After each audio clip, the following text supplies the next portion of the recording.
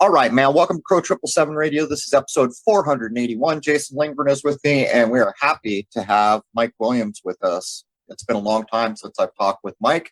I don't know, 2-3 weeks ago, I had one of his videos in front of me, and it kind of persuaded me to steer Jason and I back on ground that we've covered now that so much detail is being brought forward. And that's kind of where Mike is. And I would say the same about the book called Chaos, which is about the Manson nonsense, the skit that rattled the world. So much detail is being laid down that it's for anyone who really wants to know how much nonsense we live through in culture.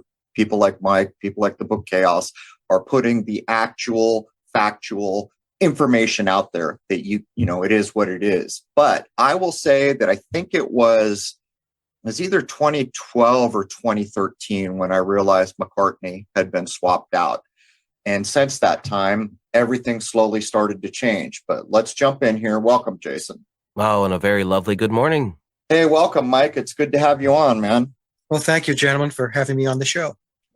Let's start with a couple blunt questions. Is it your view, if we were to look at the whole, let's just start with the British bands, the big British bands from the 60s that went into the 70s, do you think any of them are free of the kind of Tavistockian construct that the Beatles have been shown to be?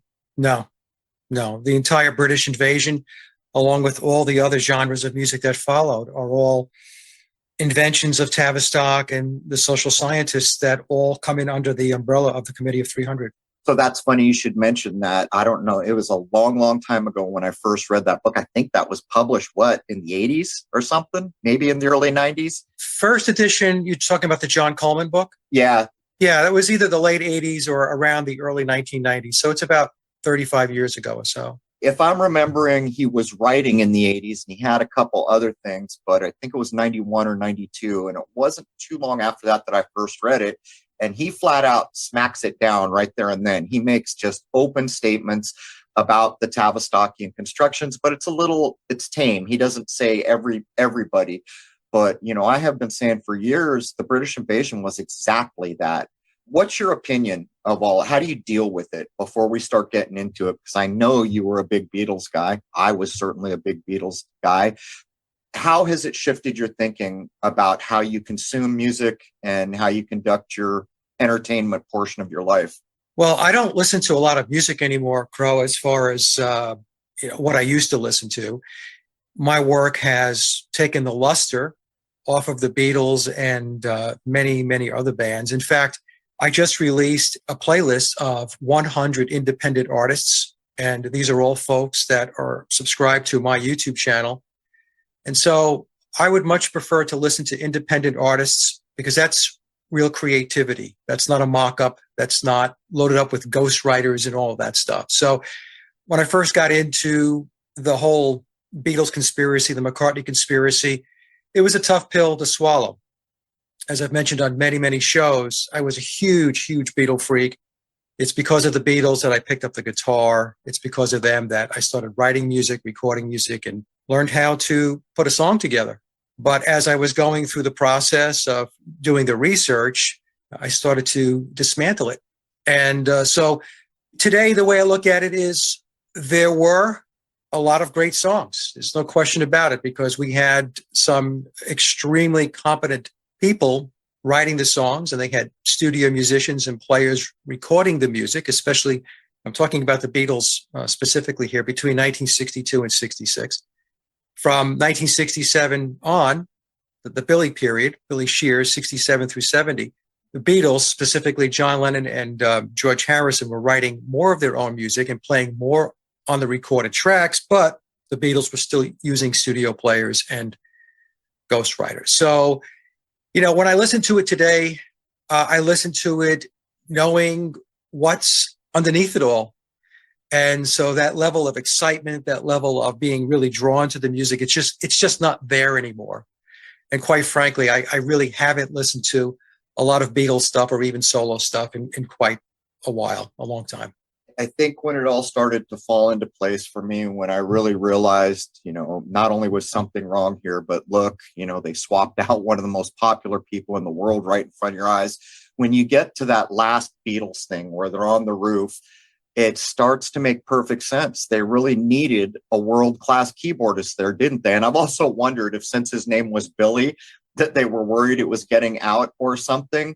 But when you look back on it, it's almost like, how did we buy all this? I mean, what do you think when you look at Billy playing keyboards with the last Beatles? I mean, they kind of had to have that there, didn't they? Yeah. So the Get Back sessions were the entire month of January. And the premise, we have to remember the premise of Let It Be, or the Get Back sessions. They were supposed to come in, I think it was 12 to 14 new songs, write, rehearse, and record them within 2 weeks. And then right after that, they were going to do a live concert, and that was going to lead to a TV special. None of that transpired. In fact, when they showed up at the Twickenham studios, it was nothing but a vacant warehouse. They didn't even have a recorder there. And so the first thing you have to ask yourself as you're watching this and you're taking it in, so what you have to do, folks, is you have to strip away all of the conditioning of just being enamored with the Beatles, because that's all a fictional account. It's what I refer to as the Cinderella story. And you have to get down to basics. So they're there to record a new album, brand new material, coming in, we're told, basically with not a whole lot of backlog, and they couldn't do it. And so the 2 weeks became a month. And after the 30 days, they were on a rooftop playing to who? To nobody. And they did 5 songs on the rooftop. A couple of them, they did 2 or so takes. And then what a lot of people don't know is that after the Get Back sessions, after the month of January had expired, they were still working on the songs. So it wasn't, Let It Be was not recorded within that 30-day period of time. There were songs that went through the rest of the year, and some of the songs were finished up in the early part of 1970. So some of those songs 1 year later is when they were finished. So as an example, the song I Me Mine, George Harrison had about 1.5 minutes of that song. The way we got to whatever the song is today, 2.5 minutes, 3 minutes, is Phil Spector did his producer wizardry behind the scenes. In the Get Back documentary by Peter Jackson's film, they made a statement in there that there was a version of Don't Let Me Down that was the version that wound up on the album. The album that we're talking about would be the Hey Jude album, because it was left off of Let It Be. And the truth of the matter is that that wasn't quite right. The vocal was redone afterwards by John Lennon. And it was interesting. I had called that out in a video, and it was maybe a couple of weeks after that, Peter Jackson was doing an interview with 2 fellows. I don't remember the name of the channel and all that stuff. And he had to explain, they actually did have to do the vocal afterwards, do it over again. It's the same thing with For You, Blue. George Harrison had to come back and redo the vocal for that. I think Ringo added the drums to Long and Winding Road sometime in the early part of 1970. Billy replaced John Lennon's bass track on Let It Be. And we never really do get to see Long and Winding Road and the song Let It Be during the Get Back sessions. This stuff was, I'm convinced, was done afterwards. So the point I'm trying to make is there's a whole lot of production. There's a whole lot of stuff that goes on behind the scenes that the public is not shown. And that's to give the illusion of all of this magic that the Beatles had, and quite frankly, a lot of these other bands, the Rolling Stones included, because they were another creation of Tavistock. So the reason why I'm going through this with Let It Be, the Get Back sessions, is because that was a moment in time when we were supposedly being shown the creative genius of the Beatles, writing, rehearsing, and recording all of these songs. And we didn't see that. And in fact, for a band that had been around, we'll say 1962, by the time they got to 1969, they had all of their previous LPs under their belt. We have been told over and over again that they were just brilliant songwriters, magical, able to do whatever it is that they need to do because they were the Beatles. And what Let It Be shows us, what I tell people is what the Let It Be or the Get Back sessions showed us, or showed me, was what it is they could not accomplish. So I know Jason's going to want to get on this, and I have so many questions, but Yeah. I had some notes that I wrote down the other day when I was watching a couple of the things that you recently put out. And I'm sure you've seen it because I know you've seen more than I have because of the detailed nature of the work you do. Here's the thing. At first, like years ago, when I realized it was all a put up, I started hating on the Beatles. Well, those bastards, look what they did to me. But when I came back down to earth and I realized, yeah, these guys are a Tavistock construction. Look how young they were when they got roped into this, not old enough to Right. make sound decisions. And I started to realize, I'm not the only victim here. What most of those lives have been. And then I saw a clip of George Harrison, and they were asking him questions. And he said, I was sleeping, I was daydreaming, and I woke up. And the interviewer asked, when was that? And he said, 1966. And of course, there's the double entendre there. Supposedly, everyone's going to think that the original McCartney dies or gets replaced, however it goes, in 66. But my question is, what I started to think was, were they like MK Ultra? I've heard a number of times when Harrison is interviewed where he would say things like, it's hard enough to pretend to be myself. And it almost feels like they were mind warped when they were young. And he's saying, I snapped out of it at some point. Do you think there's any there? Yeah. So before I get to there, let me just also mention, I want to answer your question about Billy Preston coming in. Billy Preston, in my mind, was brought in intentionally in order to put more structure into the Get Back and Let It Be sessions, because it is when Preston showed up that the whole thing picked up. I mean, he really brought in that kick that they needed during those sessions. So I want to make sure I answer your question. The professional glue. They needed some professional glue. Yes, and Billy Preston was a professional studio musician. I mean, in Get Back, they make it sound like he was just their buddy. He showed up on a lark and he set up his Fender Rhodes piano and he decided to sit down and play with him. I don't think that that's the case at all. I think Billy made a phone call. Just so everyone's listening, Billy Preston was considered a savant on the keyboards. I mean, like world class, just so everybody knows. Right. For people who haven't followed, he's the African-American man who sat in on the last bit of Beatles on the Roof stuff we're ever going to see. And I'm with you, Mike. They brought in a gunslinger. Yeah. In order to get things going. Now, as far as the Beatles being MK Ultra, mind controlled, okay.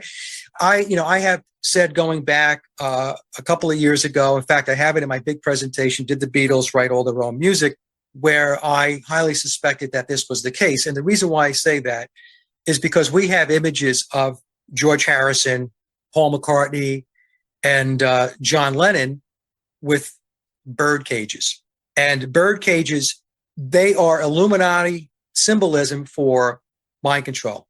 So, because we have to ask ourselves, why do we have images on the internet of George Harrison and Paul McCartney, their heads inside a bird cage? And then we have other images of John Lennon where he has his head next to a bird cage and he has a Superman shirt on. Okay. And this goes back, the whole Superman thing goes back to the creation of the Übermensch, the superhuman, Nietzsche and all of that stuff. So I have suspected that they were in mind control programs at an early age, maybe going back into their teens. It could have went before that time. If anybody goes back and takes a look into the history of John Lennon's childhood, it was incredibly dysfunctional. To me, when I read that and knowing what I know about how a lot of these people get into these programs, his childhood is ripe to make him a candidate to bring him in. So I think it's possible, Crow and Jason, that they were in mind control programs and they were groomed and handled. And, they weren't aware of all of that grooming and handling. I mean, that's typically how it works. But Tavistock had them on the radar. And so when it was time, they brought them in, because what Tavistock does and what the deep state does is, they scour the landscape. They have their seeds planted everywhere. And they had the Beatles earmarked to do what they did. It feels to me a little bit like what Manson has turned out to be on the tail of all the work that's now been done. But to get back to the point, I don't know this. I went through all kinds of feelings because music was like more than half of my life when I was young. I picked up a guitar for the same reasons you did. it was a very important part of my life. And when all this started falling apart, at first, those bastards, I hated the Beatles. And then after a while, I began to realize, wait a minute, maybe these guys are victims far beyond what happened to me. But then I look at Paul McCartney, when his book, I think Billy's Back was the version I got or something like that, Yeah. a few years ago. And I started falling back into that smug SOB and this and that. And then I started coming to earth and thinking, man, that's got to be a tough life to live. What Billy, the new Paul McCartney. If we say Billy Shears, just so everybody knows, we're talking about the replacement Paul McCartney. Right. What do you think? I mean, that's got to be a tough life, doesn't it? It is a tough life. And in the Memoirs and Billy's Back, Billy Shears will tell you that he made a lot of sacrifices. But in a way, it's hard to sympathize because along with these sacrifices, he has achieved significant amounts of wealth and influence. His role, once he took over the Beatles, and I believe he was behind the scenes prior to when he took the reins in the fall of 1966, was to really kick off the counterculture and to fundamentally change the very fabric of our society and our cultures, which essentially means to take down traditional values, to ensure that institutionalized religions, in particular Christianity, was dismantled, and so on. So on one hand, Billy's asking for sympathy, but on the other hand, he was well aware of what it is that he was in place to do. Where I do have some sympathy, or at least I should say some understanding, is that the world of those that are within the pyramid of power is very, very different than our world. So the way they are raised, the way they are brought up, the way they are handled and groomed and so on, this is something that the average person outside of the pyramid of power has no understanding of. So in a way, that's all they know. It's like being in a cult. It's all they know. That's their world. That's how it works. So Billy tells us in Memoirs that he was subjected to trauma-based mind control programs, and his earliest remembrance of such a program goes back to when he was 3 years old. He says he was mentored by Aleister Crowley, and Crowley died in 1947. Billy was born in 1937, so there's the 10 years that Billy was referring to. It's a different world, Crow, and to them, that's the world. They don't really understand ours. They play to ours. They benefit from ours by usurping our non-physical or spiritual energy, our consciousness, and also our physical energy, which comes in the form of spending money on their merchandise, their concerts, their albums, and so on. So sometimes it's a little difficult for me to have a lot of sympathy because, we're dealing with a situation where Billy is definitely part of the elite control system. And he has played a major, major role in the transformation of society. Aside from what he's telling us in the book, where there's a lot of revelation of method, I'll tip my hat to that. I'll give him a lot of credit for that. But on the other hand, he's still pushing their agenda forward. And I guess he wants to have his cake and eat it too, in a way. Well, it's crazy, what you said. A couple things there is, could you point to a figure who changed culture in this world more than the Beatles? I mean, it's incalculable. And you're right. I do have some sympathy for people who are drafted in at such a young age. But, in Billy's Back, things like, oh, there's a girl who the original Paul got pregnant, tried to sue me. And I said, oh, take my DNA. It's not me. To hell with you. And this kind of callous attitude when in fact, he stepped in right. to fame, fortune, but none of the responsibility, I guess. But the religion comment you just made, what was it? It was the movie Michael about the archangel with John Travolta, which I've taken apart to show that it's the son, not an angel. But in that, the archangel is saying, oh, John and Paul, and they say, oh, you mean the apostles? And he looks at them and says, no, the Beatles.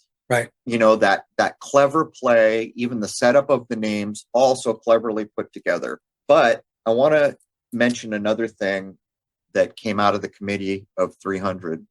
There's a man who's apparently a musical genius, apparently has a very high IQ, had. I think he died in 69. His name is Adorno. Some months ago, I was getting books, which I do. I collect books, and I found all of Adorno's essays in one book. And so I grabbed it. And it's astonishing the kind of musical level that he has a grasp of, but he is just bad-mouthing popular music. And when I'm talking popular music, he died in 69. In the book Committee of 300 is kind of tilted towards Adorno. But then, as it turns out, some people that I've met over the years, because I do this for a living, are aware and actually nod their heads as much as they can to say Adorno played a role in that. What are your thoughts on Adorno? And by the way, when you read that book, I mean, he's got nothing good to say about the genre we're talking about. Yeah, so Theodore Adorno was a social scientist, just like Willis Harman. And he, in my view, played a significant role with the Beatles, with the whole British invasion. But the Beatles were the first ones out of the chute. The Beatles were the first manufactured band, if you will. So a lot of attention, a lot of focus, a lot of resources went in behind the Beatles. And Adorno was an accomplished composer. And I know there are folks that want to argue with that say that, well, if you listen to his music, he did a lot of atonal music. So atonal music would be the kind of music you would hear in horror movies. You know, it's kind of, there's no tonal center, if you will. I'm sorry, but that's called the 12 atonal scale, I believe, in the Committee of 300. Which I also want to talk to you about because you're a musician. But anyhow, I'm sorry for interrupting. No, that's okay. So Adorno, his philosophy was, to kind of oversimplify this thing, is that we live in a fascist system. And this system is oppressive. And human beings will never become enlightened or illuminated or unshackled. And his work was tied into the human potential movement, which is something that Willis Harman was deeply invested in. And one of the things that Adorno said, which to this day I won't forget, he said that humans, when they go to work, are producers, and when they're out of work, they are consumers. And so he didn't have any use really for the capitalist system. He thought that, as you mentioned, Crow, that pop music was just, it was just nonsense. And that human beings should be spending their time doing more constructive things. They should be philosophizing, being more creative, innovative, and so on. And he believed that the state had the means to take care of all of the basic needs so that humans can thrive. That, so if you take a look at what Adorno, like I said, folks, from a high level perspective, this is what he thought. Now, some people have said to me, well, if Adorno thought that pop music was rubbish, then why is it that he was involved in the Beatles' music? Exactly. Right? Right. Well, the reason is because it's like climbing a ladder. It's like taking the stairs going up. What he did was he took the existing mainstream musical premise genres that are out there, and he leveraged it to continue to build it and build it and build it. So if you take the Beatles music as an example, so let's just say they start with Love Me Do and P.S. I Love You. I mean, these are not extraordinarily difficult songs. But as time went on in short order, the Beatles were turning out far more sophisticated music. And in my opinion, this was the strategy of Adorno and George Martin, because I believe that both of them worked together. Martin was the day in and day out managing director of the Beatles' psychological operation. And Adorno was overseeing. Next question would be, well, there's information out there where some people said that Adorno wrote all of the Beatles' music. And I, in my big presentation, did the Beatles write all their own music? I cover this, and I said, I don't subscribe to Adorno writing all of their music. He was a very busy man doing a lot of other stuff, writing books and all of this. But that does not mean that he did not write some of the music. In fact, if you listen to the Beatles song Piggies on the White Album, that's Adorno's philosophy right there. That's his ideology captured in that song. And implicated in Manson. Yes. Yep. And in Baroque classical style. So did that come from George Harrison? No, that didn't come from George Harrison. What I tell folks is if you want to get a comparison between a song that I believe that George Harrison did write on the White Album would be Long, Long, Long. And then you listen to Piggies. No, these are two different composers. Okay. So that's what I believe Adorno did along with George Martin. They had to start basic, and then we see this exponential rise, this trajectory going from the first album, Please Please Me, to what they were putting out, starting with what I believe, I think the Help album with Rubber Soul and then Revolver, because this was during the Bio Paul period. We have this rise in sophistication in the music that, in my opinion, it defies reasonableness. Especially when we look at the Beatles, what were they before they were signed to EMI in June of 1962? They were a bar and club band. That's what they were. And according to George Martin, his own words, they showed no signs of being prolific songwriters. He said he thought their music was rubbish and they had nothing behind them.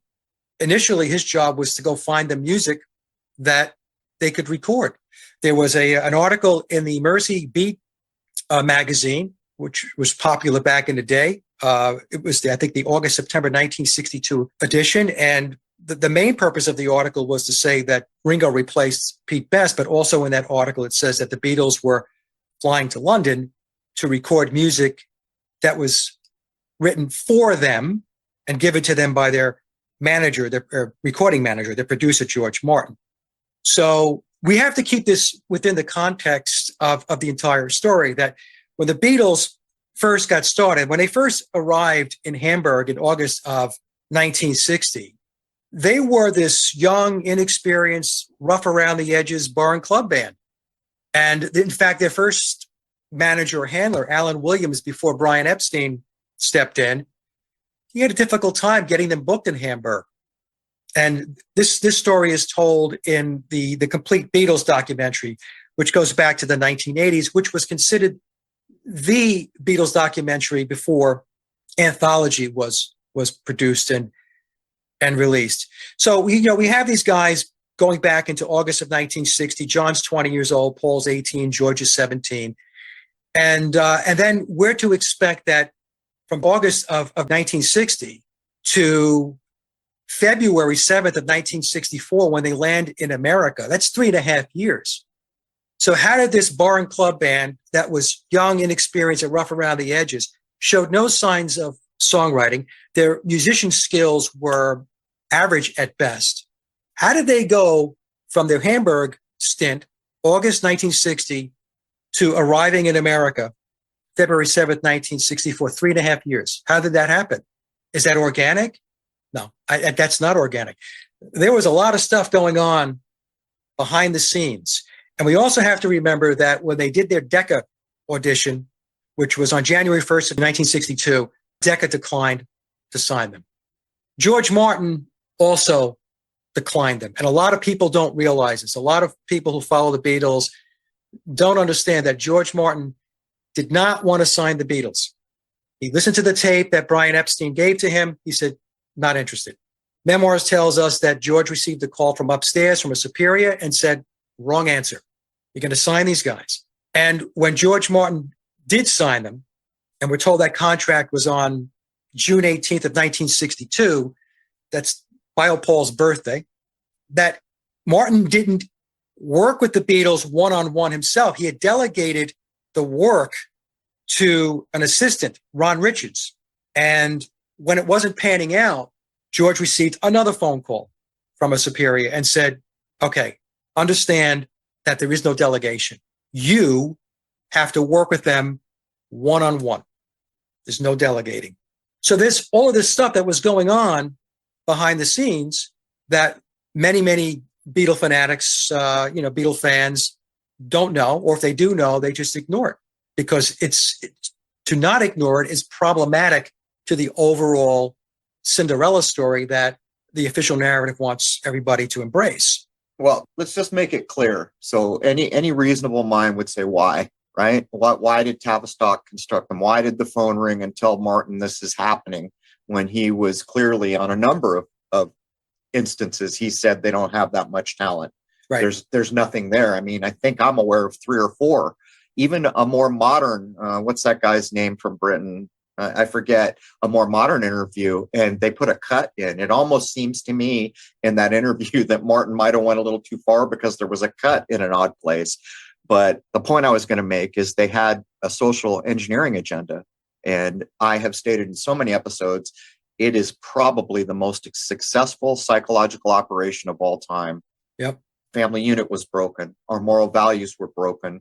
They were drugged out of their damn minds, as was my generation, as have so many generations since then, all the way to the point where now the pusher is a pharmaceutical company, all normalized because of the period of time. But if we go back to the 12 atonal, so I'm reading, I don't remember if it was in the Adorno book. I know there's a reference in the Committee of 300 by Coleman, but the implication of the 12 atonal is that this is unhelpful.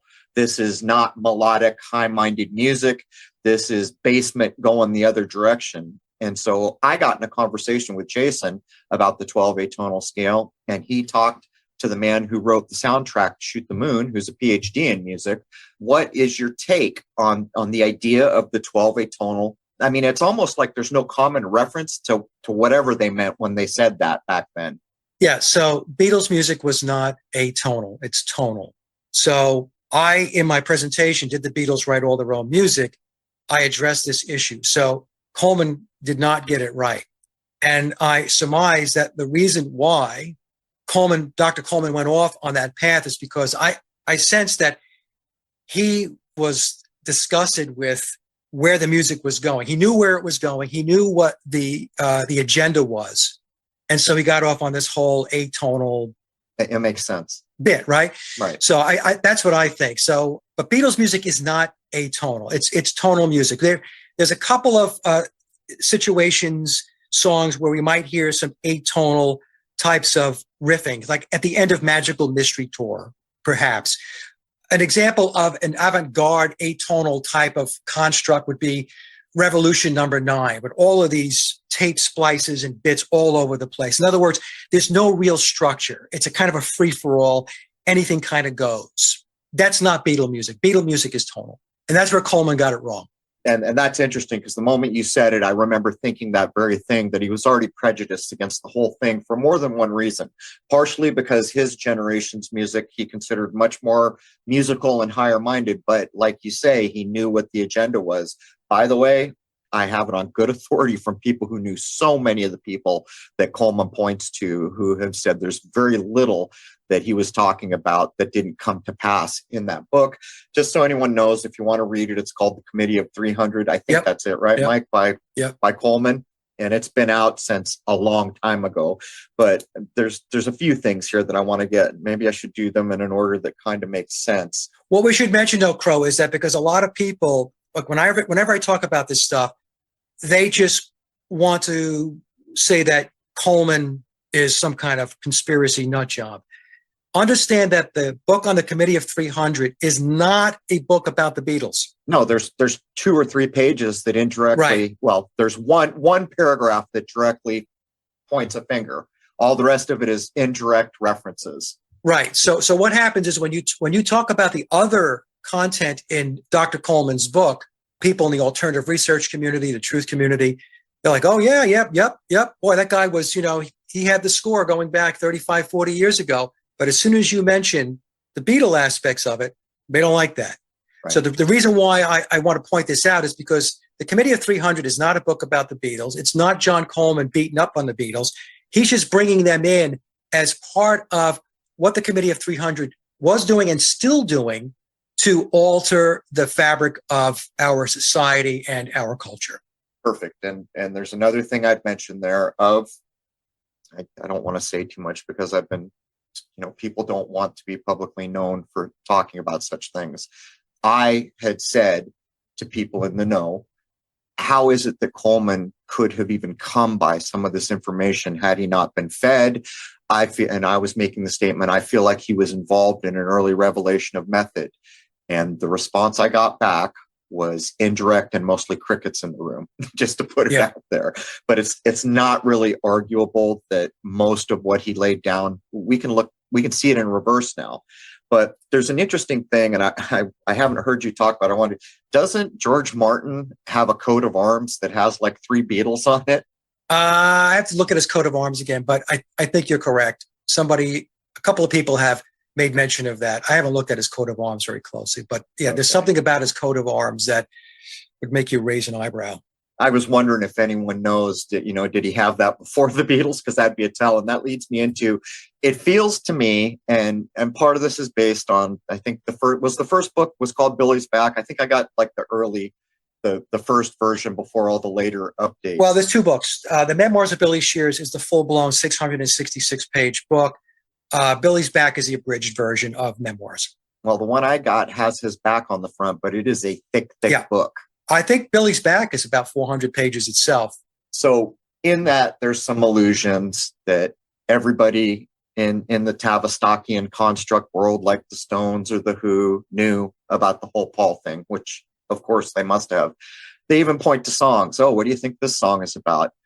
But there's an underlying current, and you just mentioned that they got signed on biological Paul's birthday, and there's songs that make it feel like people knew this was coming.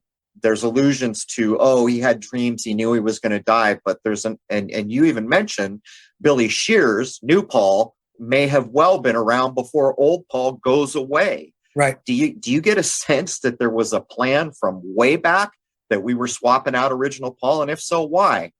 Because it goes back to Crowley, and in Memoirs it tells us that in the footnotes, and I've got the 2022 version of Memoirs. I just finished rereading it, and so what folks have to understand is the world is run by occultists, so they're going to do their occult thing. So they go about identifying astrological events tied to dates, tied to gematria, tied to numerology, tied to tarot, all of this stuff. And so from reading Memoirs, what I got out of it was biological Paul McCartney. He had all the right criteria, which, what does that tell you? That tells you that he was on the radar, which tells me, and I'm not going to make, any allegations here, but I'm just saying this is my opinion, that one way or another, his family was tied into it. I believe that his father, Jim McCartney, was a Freemason, and that he may have been a big part of what was going to happen. A lot of times, they don't have the full story. They're given basically work streams to focus on. And his father would have had a particular work stream that he had to manage with regard to his son. The same thing with John Lennon.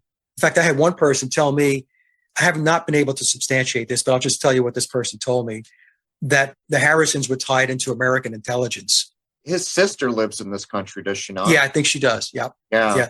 So take that for what it's worth. And in Memoirs, it tells us that Ringo is very much connected, but they don't explain, the book doesn't explain the connection point. So going back to what you were saying, it's all based upon the occult. So I do believe, Crow and Jason, that the Beatles go back before 1962. At the very least, what I've said, at the very, very least, it goes back to when they got to Hamburg in August of 1960. And as I just mentioned earlier in our discussion, honestly, I think it goes back into their childhood. I think they were earmarked to do something. How could it be any other thing? And I've always viewed the Hamburg as, here's your crash course. Here you're going to do long gigs day after day to get used to being in the public eye, on stage, all these things. Not only that, they're shaking out the band, right? Oh, that drummer's got to go, things are happening. Hamburg was training. So the Beatles had to learn to crank it out and learn songs quickly. There's no better way to do that than to play them over and over and over again, day in and day out, every night. So the Beatles, they would wind up going to the Hamburg Club at 6 p.m. and they would leave sometime after 2 a.m. And I have an interview from Pete Best, and he said they would wake up at 3 p.m.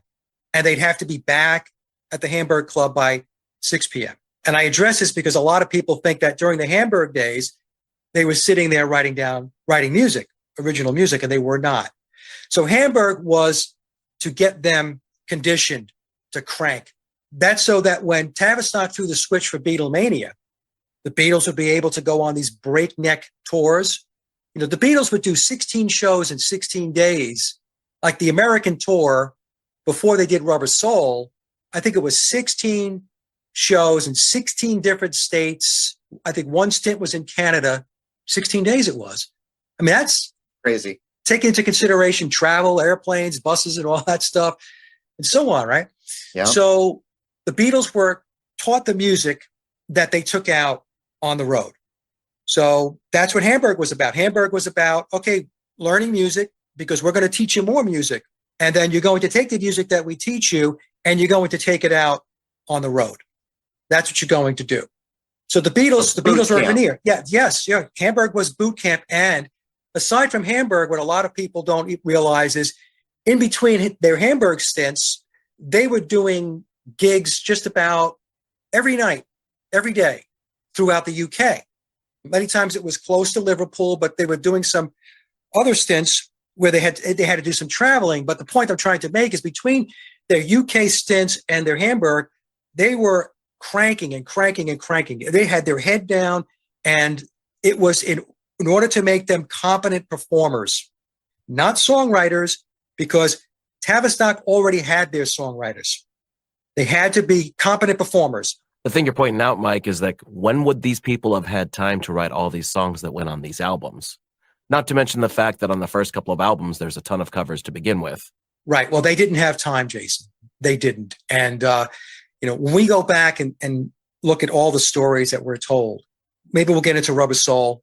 I could take you through that. That Rubber Soul, as soon as I started watching that documentary, being a musician, a songwriter, and somebody who records myself, 20 minutes into it, I said, there's a big problem here. But even if we go back to their first album, Please Please Me, we're told that they recorded 10 songs in one day. Okay? Even the Decca demo, we're told that they did, I think it was 15 songs in several hours at Decca, 3 of which were nondescript originals. I think it was Like Dreamers Do, Hello Little Girl, and Love of the Love. I question that. We're told that they wrote 30 plus songs while they were out in India when they weren't all there at the same time in India. Ringo left after 2 or 3 weeks because he'd become ill. Billy left after about a month, 30 days, and George and John stayed for 60 days. And they went there with an entourage, which included their girlfriends and Donovan and others, right? So there were things that they were doing in India, activities and meditation and all that stuff. And then the one that really gets me is there's a story that, well, part of the Beatle legend is that it's the Escher demos. And we're told that on an unknown day in May of 1968. So I have no idea how everything else within the Beatle realm is documented. All the I's are dotted and the T's are crossed, but we have no idea when it is that they went in and recorded 27 demos in one day at George Harrison's bungalow. And that's referred to as the Escher demos. And I think 19 of those songs, I'm trying to read some, if I'm missing some of these numbers, folks, just bear with me. Sometimes it's just so much information. But I think 19 of those songs ended up on the White Album. Someone should call the Guinness Book of World Record, but the fact that they're on the White Album, I'm going to bring up the White Album. In other words, the White Album gets implicated into a lot of things. Yeah. Well, the White Album, to me, is the first album where we hear more of their own compositions and more of them playing on the tracks, because you can hear a clear distinction between the musicianship that we hear in some of the songs in the White Album and the musicianship that we heard through the first 7 albums from Please Please Me to Revolver, the Biopole era, 1962 through 1966. To me, there's a big difference in the sound, big difference in the skill level on many of the songs. Simpler songs while Biopole is there? Is that what you're suggesting? No, I mean, to play live? I'm talking about just the skill level of the musicianship. Were some of the songs simple? Yes. That's the argument. A lot of people want to say, well, these are not hard songs to play. It doesn't matter whether they're hard songs to play. My point is how well they're being played. And the Beatles did not show any inclination to have that level of skill, musicianship-wise, to play at that level. Think about a song like Day Tripper and how that song begins, the riff, and then how the drums roll in. When have we ever heard Ringo Starr drum like that? One of the examples I use to really kind of draw it out for people so that they can do a comparison is go to John Lennon's first solo album, Plastic Ono Band, and listen to the song God, and listen to the drumming on God. That's Ringo. It's stiff. It's not fluid. I mean, does he do a good job? He does a decent job, but it is not the same drumming that we're hearing on the early period songs. George Martin himself, and the Beatles' official narrative tells us that Andy White was hired to drum on Love Me Do and P.S. I Love You. And I have said that I find it very hard to believe that George Martin only hired Andy White, a session drummer, for those two songs. If I was a betting man, I would bet you that all of the drumming on the first album, Please Please Me, is Andy White.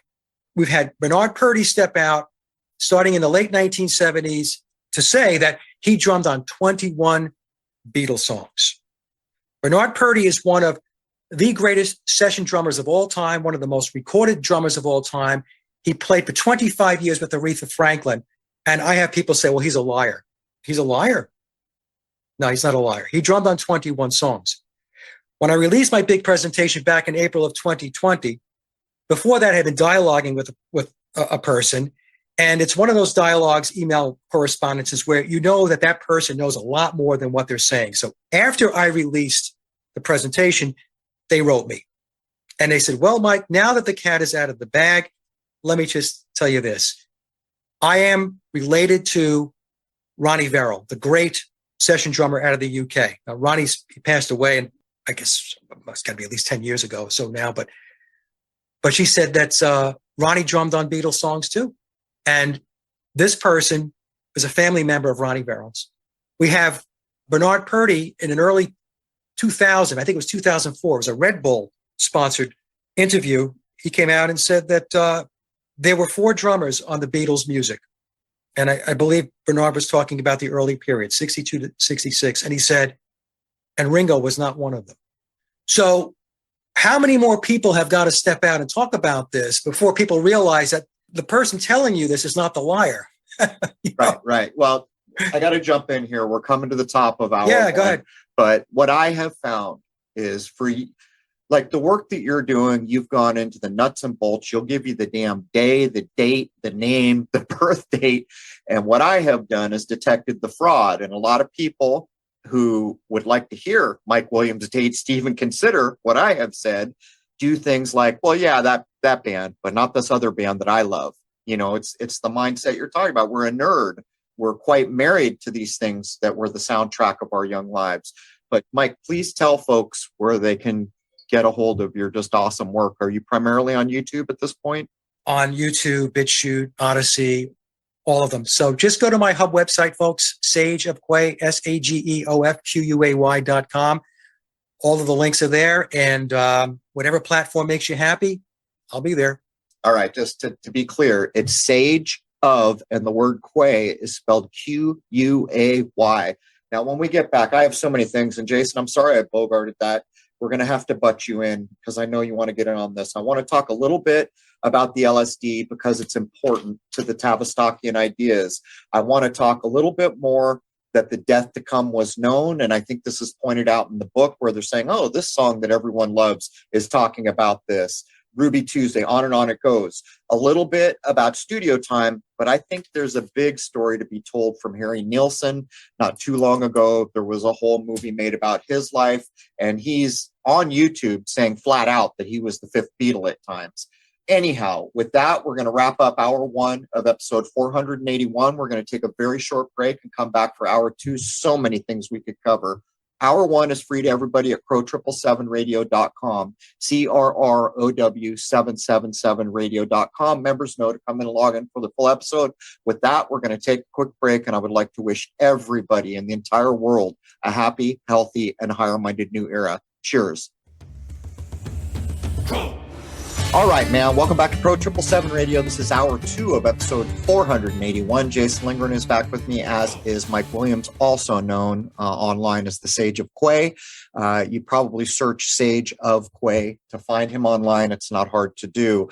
Welcome back, Jason. I'm just going to jump so we maximize the time. Mike, you had requested that we speak a minute about McGowan, and as so many people who follow here, at first I had real problems with McGowan. I mean, I appreciate everything that was laid down, and there were so many nuts and bolts that were definitively laid down that could be looked at and confirmed, but I was always irked at where the stop signs were put. Why didn't he go all the way?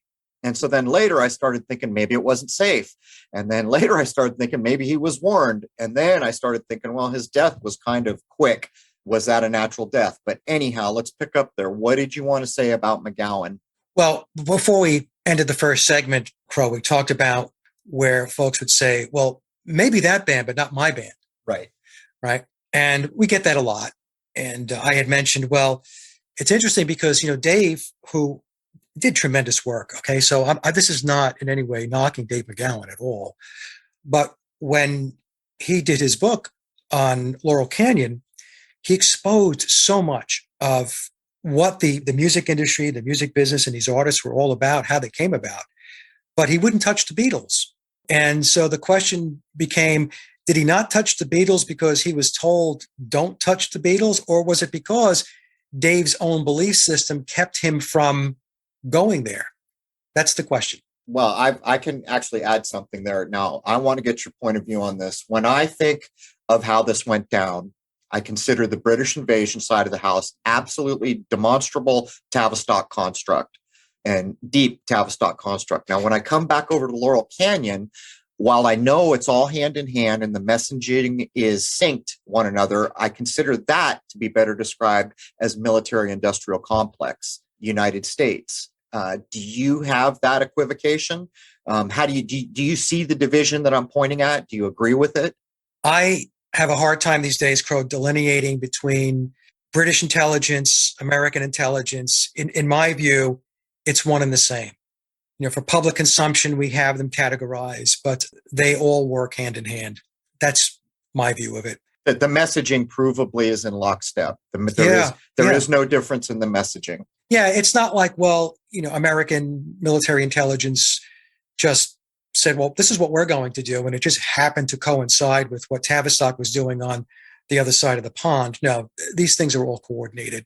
Well, then we have the big red sore thumb called Manson, which intricately ties an event that was monumental in this country, the change, and even up to Tarantino's movie, still ringing that old crack bell. And it's implicated back to the Beatles' work. And interestingly enough, I started out in law enforcement early on. Thank God I didn't. I almost became a police officer, but I was taking the courses, and lo and behold, when I get into criminal justice classes, what do they hand me that I have to write a report on? Helter Skelter.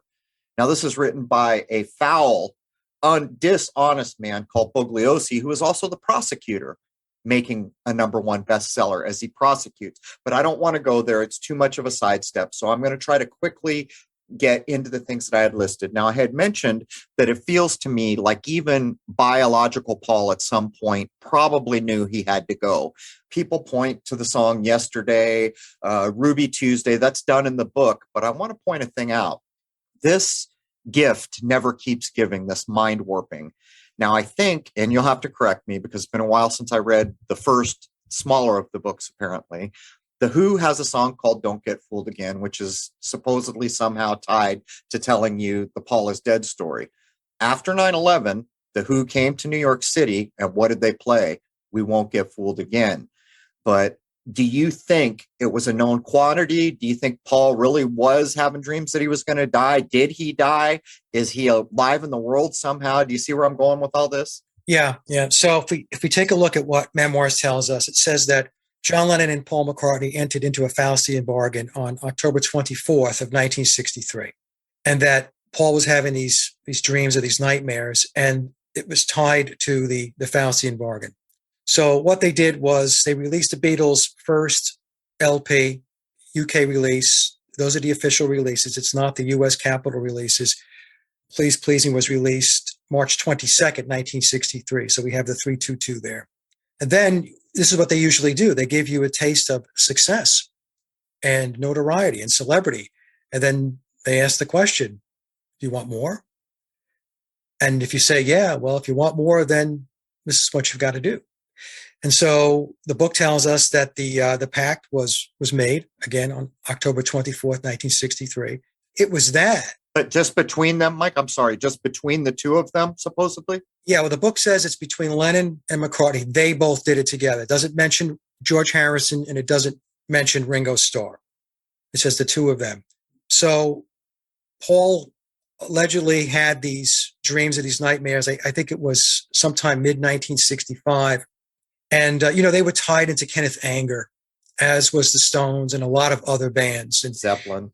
Yeah, right. And Kenneth Anger was a disciple of Aleister Crowley. And in fact, some will say that the baton was passed from AC to Kenneth Anger. There was a reading that was done, I guess, some kind of reading that involved Anger and this guy by the name of Mosher, who was one of Anger's guys. They said, you don't have a lot of time left. So this is what's in the book. So that tells us that biological Paul knew that he had a problem. He entered into this Falcian bargain. He and Lennon were young guys, in all likelihood had no idea what it is that they were really getting themselves into. Like a sacrifice, you mean? Someone's going? Yeah. In other words, you give your life for the fame and fortune of the band. Your name becomes legendary and so on.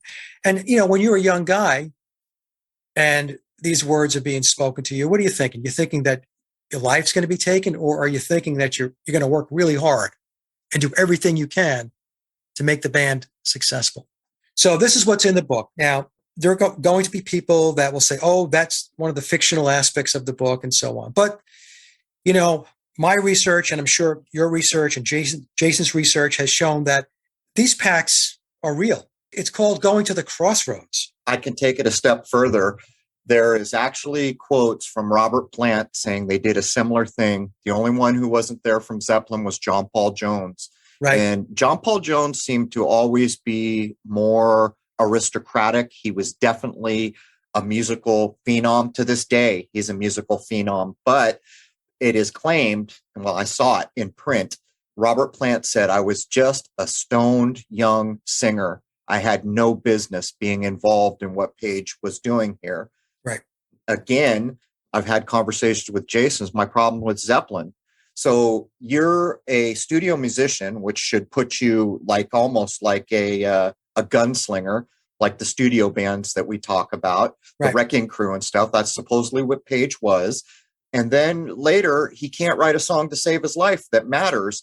But then there's where Kenneth Anger comes in again. It is claimed that Anger and Page had a falling out during the making of a movie, and Anger hexed him and said, and is on the record as having said, you will never write another song that matters. Right.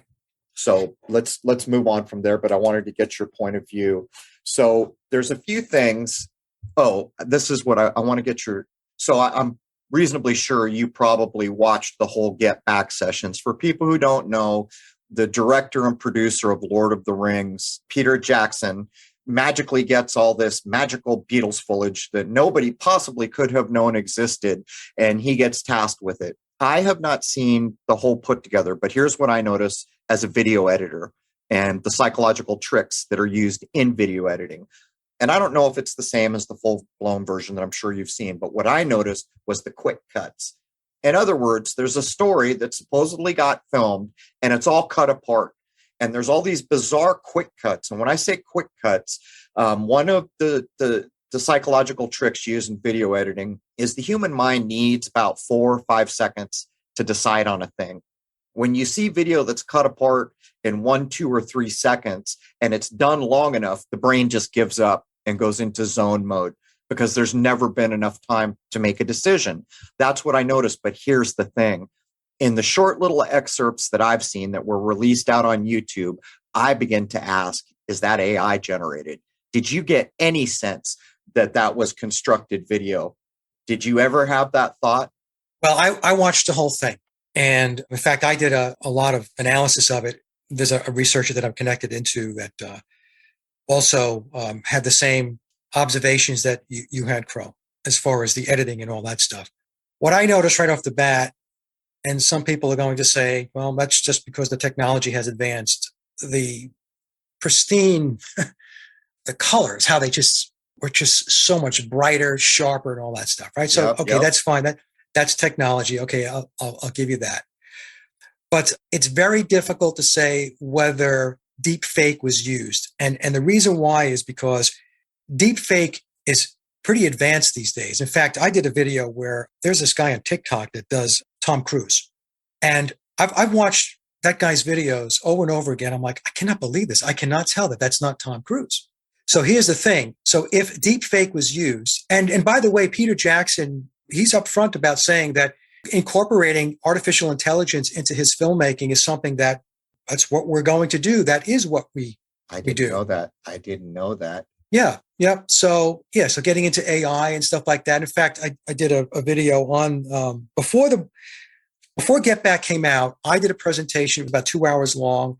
And the reason why I did it was to remind everybody what the initial story was all about with Let It Be. And it was about a band that was coming apart at the seams, not this happy-go-lucky, backslapping group of guys that were just having a great time during the sessions. So your point, I'm sorry to interrupt, but for everyone listening, what Mike is pointing out is people that are my age, Mike's age, we remember discontent. Look, the band is falling apart. The whole perception by the Get Back sessions reverses that to convince us we were mistaken. That's what you're getting at, right? Yeah, I mean, even though I'll give Peter credit, I mean, he left certain parts of the of footage in, like the elongated version of the terse discussion between Billy Shears, aka Paul McCartney, and George Harrison about what to play on guitar. But generally speaking, my takeaway was that Peter was tasked to buff it up. In other words, Billy wants the entire Beatle period to be bright and shiny. He wants it to be illuminated. And knowing that the original Let It Be film by Michael Lindsay Hogg, who was a director, did not put the Beatles in a bright light. Like we just said, Crow, it was a time when the Beatles were disintegrating. And that downward spiral, by the way, didn't start with Let It Be. It actually goes back to the White Album sessions. But in any case, that's what I think was the premise. The premise was to buff it up, buff that period up, make it shiny, make it look good.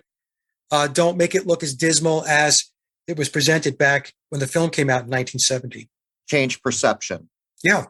Like you and I know, because I went to the movies a number of times to watch the original Let It Be film. It was grainy. You could tell the band was hunkered down. You could tell the band was not enjoying it, and that was the takeaway. I remember leaving the theater after watching the original Let It Be film and thinking, God, that was a little depressing, But then the Peter Jackson version of it is a lot more brighter, uplifting, and so on. So if Get Back is the one you're going to watch, then your recollection or your idea of what that time period was all about is going to be Peter Jackson's version and not Michael Lindsay Hogg's. So I can say a couple things from the limited shortcuts that I saw, which I assume are mostly excerpts from the overall production. I saw focus issues was the first thing that I noticed as a video editor that were impossible focus issues, which told me that what I was looking at was constructed. But I got the sense on more than one occasion with the limited view that I've had. So basically what I'm telling you is my perception here. I'm not telling you a fact that I can back, but I am telling you that it is enough of my perception that I accept that it's probably correct. That would be where I worked from, is that some of that footage was constructed by AI and that it never happened in real life. In terms of, say, putting Billy Preston into a scene or even putting one Beatle next to the other. I noticed another thing about the colors, which of course are vibrant, as Mike said, but there is a psychological game being played with the colors, particularly the color green. We've covered this before. But lastly, here's the thing about AI that people need to know. AI can make things that you can't possibly detect or fake anymore. And here's the reason why. When we look at a photorealistic JPEG snapshot that came out of a camera that we took of our family, or a real snapshot, when that gets digitized, it's just binary code. What the AI is doing is not replicating this needs to look like this. It knows what the code is that makes a photorealistic image. Therefore, it is very easy to reverse engineer and make a duplicate that is no different. to our eyes as if it had been snapped. In other words, it can easily make a photorealistic thing that never occurred in the world. It's completely generated. That's what I'm bringing forward, but I don't want to get too stuck on this. Jason, do you want to get anything in here, or do you want me to keep this train on the track? Well, there's an important thing to point out here. The footage for the Get Back sessions was all shot on 16 millimeter. It wasn't even shot on 35 millimeter. And if you've seen any of the new Get Back 3-part movie, it looks absolutely sensational, meaning that they used extensive software to pull that out of there. Now, I know a bit about modern color grading and filmmaking and all that, because that's just something I'm into. And you can make the colors anything you want. So if they wanted to make it look vibrant and popping, once they had digitized that 16 millimeter film and sharpened the hell out of it, which they did, they can make it look any which way they want, which is exactly what Mike is saying, that they're trying to give it a shiny new look. They're trying to skew the look of the 60s because at this point, so many people are no longer with us, and they can start rewriting history by putting out these newer films based off of the older works just by tweaking it like this. Yeah, it's crazy to think about. And I don't know about you, Mike, but when I think of that period of time, what I remember is vibrant colors. You know, we're in the tie-dye hippie. That's all coming on. And people did wear, bright colored pants and things like that, which would never be done in modern day. And I think that's being played on. But years ago, I did a thing before on Ebola, I think it was, to show that the press pool was encoding an unnatural green. It was in everything. And I noticed a similar thing going in the Jackson take. And you just told me something that really furthers my idea for myself. I didn't know he'd openly admitted that AI was going in on this. Well, no, he didn't say about the film itself. He was saying that in his filmmaking, that utilizing AI was something that was definitely on the table. Well, he also apparently, right before he did Get Back, there was old war scenes that were supposedly more film that no one had ever seen. And professionals in the industry took it apart to show there's two things that could go on here. You can try to accurately retell the narrative of this war footage, or you can Hollywood it and tell a tale of your own, which is what Jackson did. So there is evidence immediately before he does Get Back that he told a tale with war footage, not even being sure which side that he was portraying that the footage was showing or what nation the ship was. These things matter because the color of the uniforms, because, all the things that would identify what you're looking at in war footage. So in other words, he's already been outed telling a Hollywood tale using old war footage. And to me, it almost seems like a test run because from what I understand, he did it right before he did Get Back. Well, also in the film, They Shall Not Grow Old, I was watching a video by a channel that they major on AI and repairing old films and stuff like that. And they said that in that film, They Shall Not Grow Old, which was a film documentary Peter Jackson did back in 2018, that there was a couple of scenes that were doctored. And I remember the channel saying, there was no need to do that. Because as soon as you do that, then what you're doing is it's no longer history, an accurate historical record. Right. So I just want to point that out too. So in any case, I saw my gut feeling rang like a cracked bell when I saw They Will Not Grow Old, or whatever the name it was, to the point where faces were completely constructed by AI. I mean, in the one I'm referring to, I don't even know if it's the same set, but it's supposedly war footage that hadn't been seen for 50 or 60 years or whatever they're claiming. They actually even changed the background, where the trees were in the mountains, the buildings, a bunch of things. And I think it's kind of like a test run to start running out the AI. But, I know one thing. I want to bring up Harry Nilsson, because I actually saw footage of Harry Nilsson saying I was the unpaid fifth Beatle more than once or something like that. But the studio time, that's another thing where the Beatles kind of break the mold, right? I've heard accounts where, you got all your songs together and you had an hour or 2 or 3 hours and you went in and whatever you got down, that was your studio time. All of a sudden with the Beatles, that's all out the window. They have unlimited studio time. Right. Unlimited studio time. But that doesn't mean somebody's not picking up the tab, right? Point is, someone, even if that's true, someone is. And that, what I know. So many tales of bands saying, the studio time is expensive. And how many tales have you heard about, everyone's partying in the studio and someone in charge has to say, you guys better knock this off. This is a hell of a bill we're running up here. We're supposed to be making music. We've heard this over and over and over. But the other thing I would point out too is the LSD, and that's what ties to the United States. I've mentioned before the George Harrison, I think it's a clip, pretty sure it's either a voice recording or a clip where Harrison's saying, I'm going over to Haight-Ashbury to see all this big movement. And I get over there and there's all these spotty, drugged out kids. And he says, just by chance, we had a microscope and we had some acid. So I looked at it and it looked like a bunch of nasty, naughty ropes. And that's when I knew I was never going to do LSD again. And I'm thinking in my mind, that's a bridge too far. You've already launched this movement.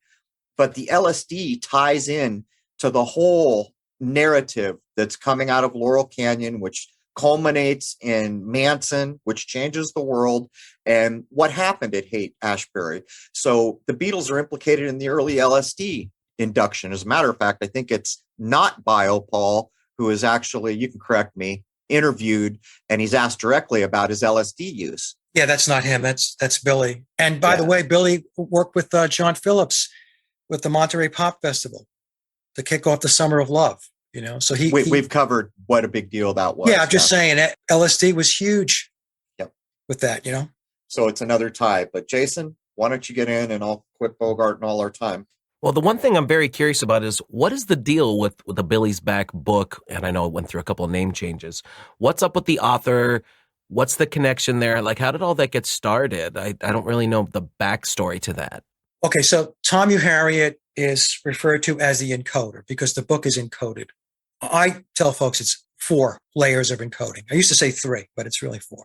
So I spoke to Tom. I actually didn't speak to him, but it was email exchange. And I email periodically if I have questions to reach out about something I read in the book and I'm looking for clarification and whatnot. But Tom told me going back, maybe about 3 years ago or so, that earlier in his life, and he didn't tell me when in his life or how early, he was trained to do this encoding. And he said to me, Mike, at the time, I had no idea why it is I was being trained to do this work. And this is very typical of how the Masonic system works. It's just like a corporate system. It's a pyramid system. And so certain work has to get done, initiatives, operations, and so on. And then within their Masonic corporate structure, they have resources, people with skills. And Tom's a Freemason. He told me that he used to be a Mormon and said he left the Mormon church back in 2009 when he released the Memoirs of Billy Shears. And his email to me said, but I can't say the same thing about Freemasonry. So yeah, I thought they met on a beach. Yeah, that's the story in the book. And the book also says that if you get the later editions, the footnote will say that that is a fictional account. So Tom is tied in, at least from the standpoint of having an important skill as a Mason, this encoding.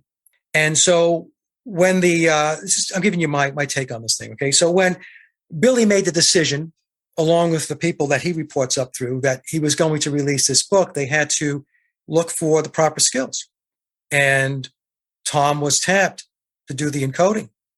And in another email where I'd asked Tom a question, I don't remember what it was about at the time. Maybe it had to do with Phil Ackrell, but Tom wrote back and said, I have to go back to the boxes, Mike, and let me take a look at what I have there.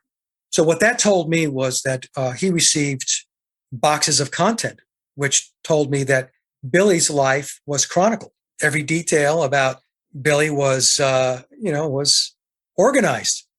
And that is what Tom was working with. So it must have been a very extensive, I think, system of documenting Billy, different periods in time and different events and so on, that Tom had to pull together.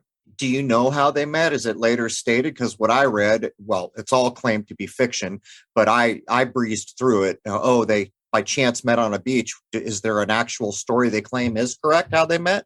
No. I did ask Tom. I'd asked him at one time, again, this is going back a couple of years ago.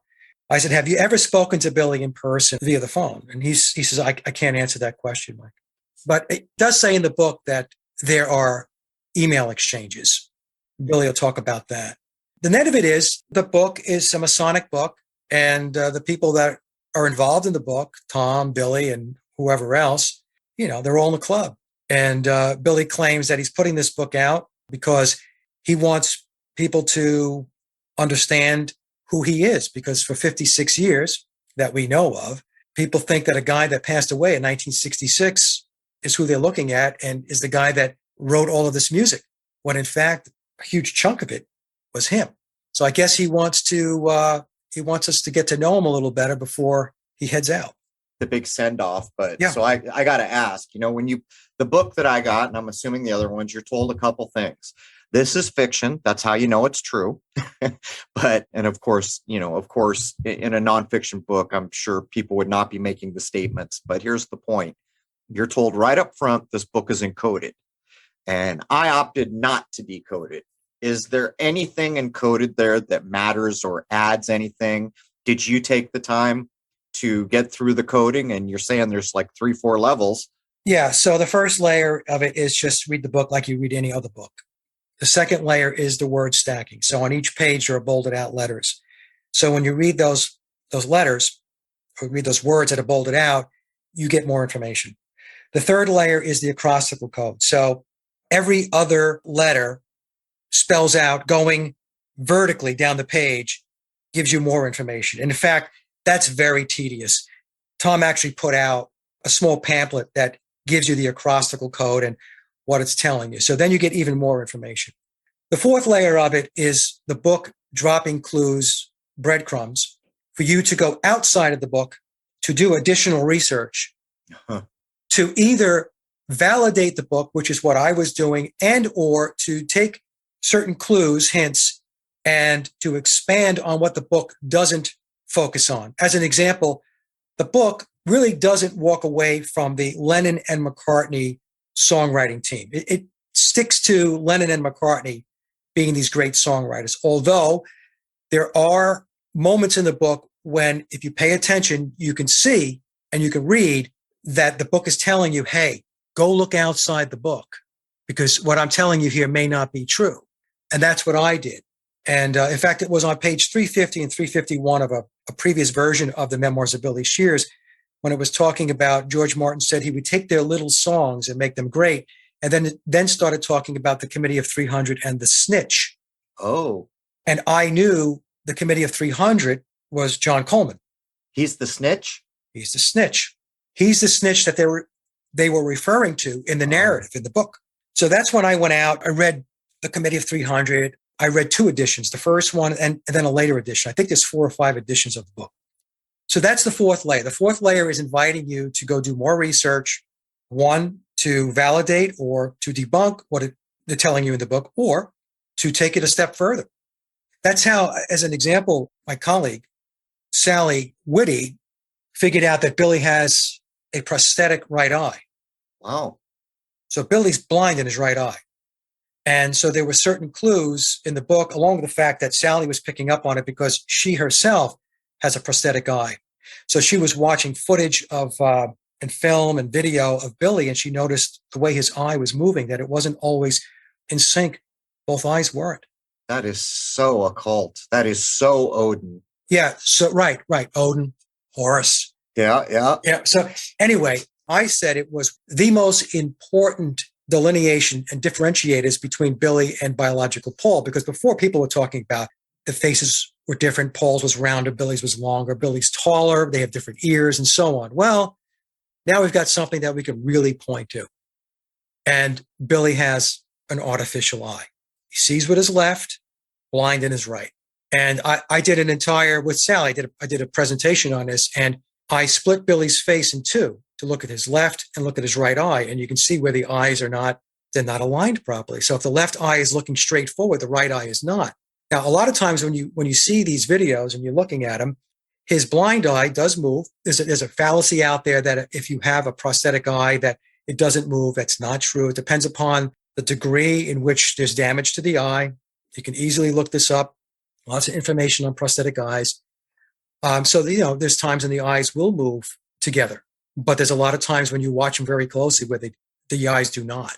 Do you feel like that's the biggest discovery? Yeah. All these levels of encoding, most of it's you go out and discover other things. It's almost like an extension of energy grabbing, if you think about it. If there's really not that much offered to you, they're just taking your time again. It's a puzzle. It's what it is. The book is a puzzle. And if you're intrepid enough, you try to find the pieces to the puzzle. But his prosthetic eye, his artificial eye, is the most important clue that we have that the guy playing Paul McCartney today is not the guy who played or was Paul McCartney back 1962 through 1966, or the guy that was in Hamburg. All the other stuff is interesting. Yes, Billy's taller. Yes, Billy has a longer face. Yes, Billy has different ears, but Billy also has an artificial eye. And if folks watch my presentation, I guess we did it about 2 months ago or so, maybe 3 months ago, it's very clear. In my mind, it's not even ambiguous. Once you see it, you can't unsee it. Do you feel like there's evidence for other Beatles being doubled? Yeah, I mean, they all had doubles. They all had doubles and lookalikes. I had a source tell me going back a number of years ago that right out of the chute, along with each biological version of each Beatle, there were 3 doubles and lookalikes that were put into play. So if you count the biological version with the lookalikes, 4 Pauls, 4 Johns, 4 Georges, 4 Ringos. And then I did a collage of the many faces of Paul McCartney. This was going back to a lot of my earlier work that I was doing back in 2018, 17, 16, and so. And I did a presentation on John Lennon. How many John Lennons were there? You know, we have this John Lennon who had a certain nose going through 1966, and then with Sgt. Pepper, this guy with a very pinched, narrow nose emerges. Now, some people will say, well, he probably had nose surgery and so on. So I think that there's enough proof that at the very least, there were doubles and lookalikes in play. I also showed that I believe that the original John Lennon, see, there's some theories out there that say that all the Beatles died back in 1966. I don't subscribe to that. The only one that was replaced because he passed away was Paul McCartney. John Lennon made it all the way through the timeline up through 1980. And it's because I found 3 images, one of him in Hamburg, one of him as a Beatle, and then one during the double fantasy period.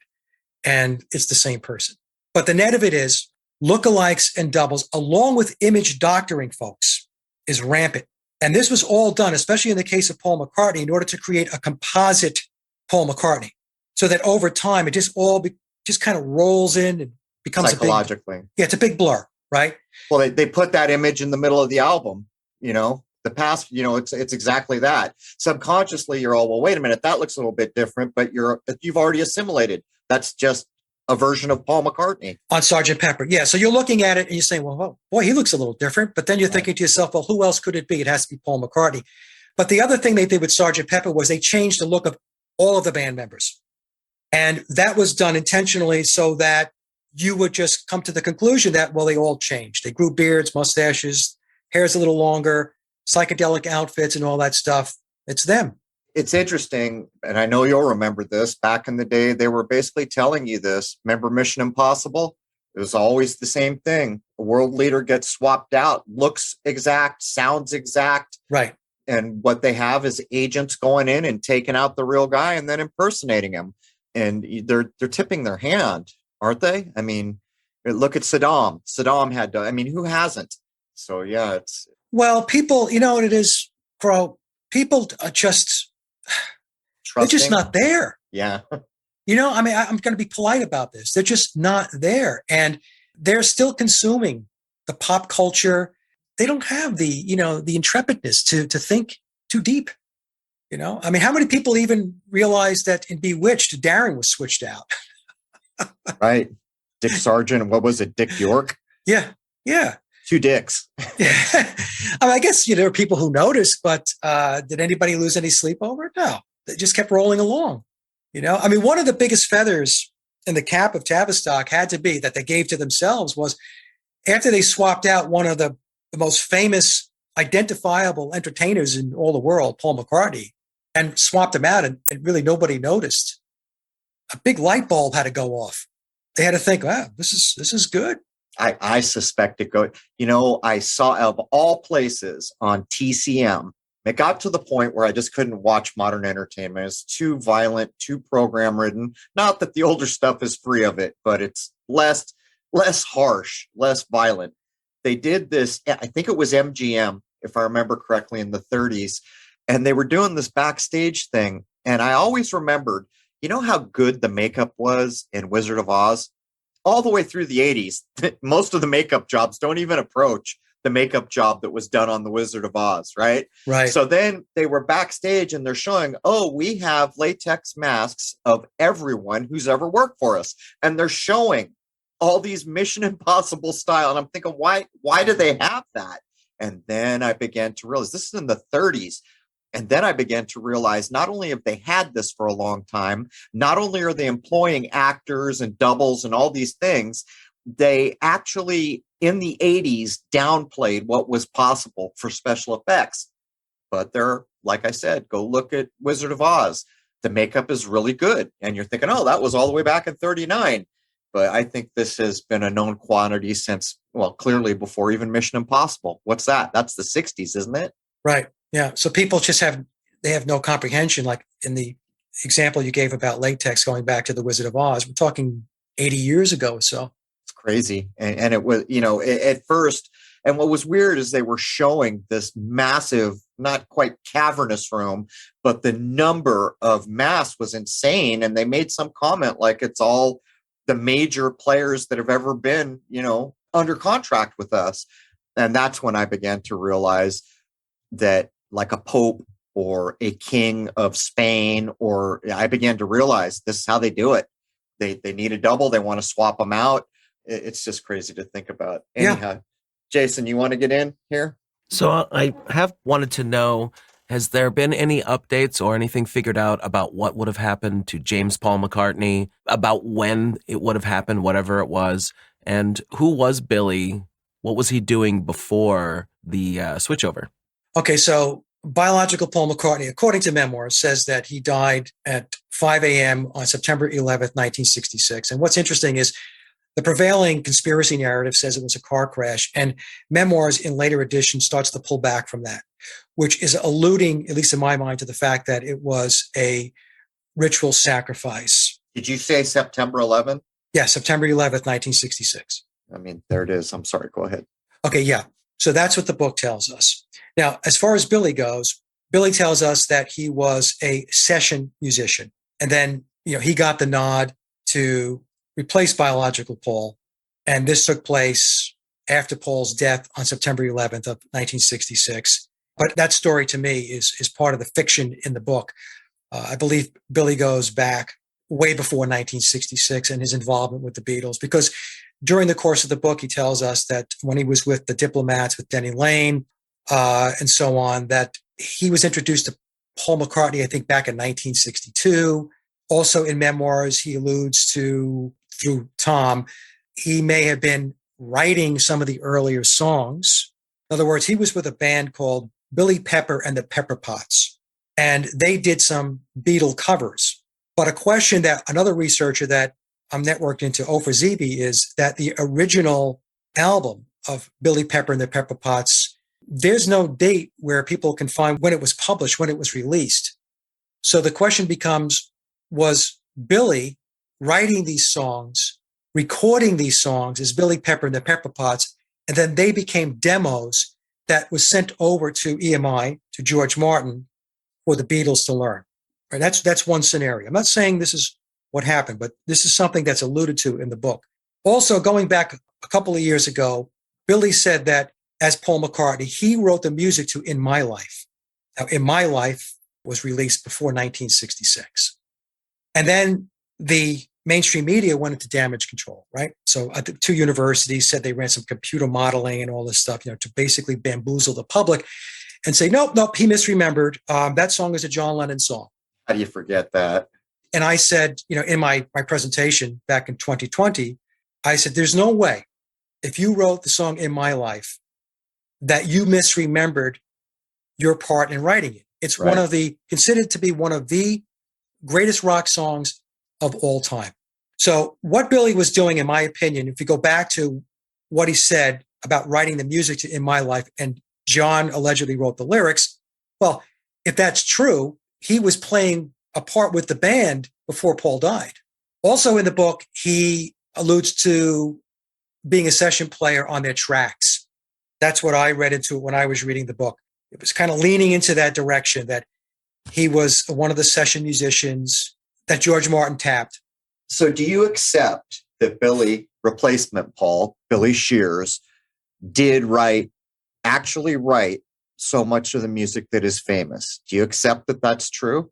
I believe that Billy is an accomplished songwriter and composer, and that he wrote many of the songs that he claims that he wrote. However, I also believe that he utilized ghostwriters.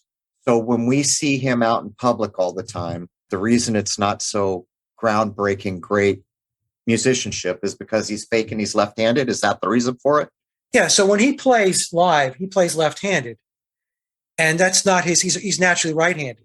So he had to teach himself to play lefty. And some people find that hard to believe, but there were Beatle tribute bands. I think the guy who plays bass in the Fab Four, which is a pretty famous Beatles tribute band, did that exact thing. He's right-handed, and he switched and taught himself how to play left-handed. So when Billy records in the studio, he plays right-handed. In fact, a source of mine has been in the business a long time, actually has worked with Billy a couple of times, relayed a story to me where he walked into the studio. I'm talking about my source. Billy was there. He was playing guitar, and he was playing right-handed. Mm. And so my source said to him, hey, he goes, you play pretty good right-handed guitar for a lefty. And then Billy's response was, well, back in the day, there weren't a lot of left-handed guitars, so we had to learn to play both ways. It's a ridiculous story, right? Jimi Hendrix, all you do is just turn the guitar around and restring it. It's or not, don't. Some people play upside down and backwards. So I believe Billy has written a lot of his own music, but he'll claim that he's written everything. In fact, the book will say that. Right. He's the king. He's the king, right? But it's, Crow, that's not how the music business works. You always have to have a pipeline of material. And the only way you can really ensure that you have that pipeline is to have others contributing to the content. So here's my problem. What I got from the early version of the book, and not all the blown out stuff that you read, is that Billy's basically saying, hey man, I did all the hard work. I snapped the whip. Everything that was made was because I'm great. So how the heck come? Look, if you are a stonemason, if you are a carpenter or a carver, as long as your body works, you get better and better and better the longer that you're in the trade. It's not true of so many musicians, and Paul McCartney is one of them. So you're telling me you wrote all this great music on Sgt. Pepper's or wherever you want to claim you wrote it. What about he comes back, he's always switching instruments too now, showing up with a weird guitar or a ukulele or something so he can fake it through, maybe lefty. But the point is the music doesn't hold a candle to what was done before. It's the same problem I had with Zeppelin. Some of that Zeppelin music, it holds up. It's probably always going to hold up. And yet, Jimmy Page hasn't done a damn thing since Zeppelin that even comes close, for the most part. And then, of course, I ran into the anger thing, where it's claimed that he had a nasty spell put on him, whether or not that's true. But at least it starts to try to answer. So what's Billy's issue? Where's all the great music, Billy, if you wrote all that? Yeah, so this is something even that Bob Dylan spoke about. If we go back to the 60-minute interview he did with Ed Bradley said, hey, could you still write the songs that you used to write? And Dylan said, I can't do that anymore. There was a moment in time, and now, no, I can't do that stuff anymore. And, you can see Ed Bradley was a little perplexed, like, why not? Because the Ouija board got stale. Yeah, I believe because there is a span of time, a period of time in which, that ability is put into play based upon going to the crossroads and making that pact. Now, I do believe that Billy has done something to end up where he's at. And there's a couple of things, though, I know we're running short on time, but I want to talk about with the Beatles music and why the difference. So the 62 through 66 period, I'm convinced, was a different set of songwriters overall than what was employed between 67 and 70. And I believe what happened was back during the 62 through 66 period, George Martin, he had his crew of songwriters, Tavistock / EMI ghostwriters that were contributing. More innocence, right? You're referring, there's more innocence in that early stuff. There's more innocence. There's even a different style of music, if you will, right? It's just a different composition style. And then from 67 to 70, the Billy period, I believe he hired or brought in his own crew of songwriters, which could have included Harry Nilsson, could have included, which I'm pretty sure it did, Donovan. Oh, wow. Okay. In all likelihood, Neil Innes from the Bonzo Dog Band, also of Ruddle's fame. Yeah. We can go on and on and on of folks that Billy Hired guns. Yeah, hired guns, friends of his network is in a circle of people that he tapped. So now you have a different set of songwriters and composers. So the songs are going to be different. And then over time, of course, what happens is once he stepped out of the Beatle box and he went solo, then things changed up. He's no longer a Beatle. He's not in the Beatles. I think that he was put in a position where, because he broke the Beatles up. Everybody thinks it was Yoko and John. It was not. He pulled the plug on the Beatles because he got tired of all the friction and the tension in the band. This is what he explains in Memoirs. He pulled the plug. He had it. He couldn't deal with all of the backstabbing and all that stuff that was going on. So I think it's possible he's put in the penalty box a little bit, because then he released his first album, McCartney, and that did not get rave reviews. And in fact, in the book, when he talks about his first solo album, McCartney, he says, "I'll never do that again." Which is pre-Wings?